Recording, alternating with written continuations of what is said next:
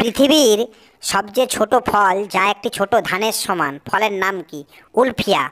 আমরা যে ভুট্টা খাই, এই ভুট্টা কোন পরিবারের সদস্য জানেন? এই ভুট্টা ঘাস পরিবারের সদস্য। কোকোকোলার আগের রং কি ছিল? সবুজ। পৃথিবীর সবচেয়ে বড় আইসক্রিমের নাম সানডে, যা নিউ ইয়র্কে তৈরি হয়েছিল। এই আইসক্রিমের ওজন কার সমান বলতে পারবেন? এই আইসক্রিমের ওজন একটি হাতির সমান। কলম্বিয়ার জনপ্রিয় খাবার হরমিগাস কুলোনাস, এটা আসলে কি দিয়ে তৈরি?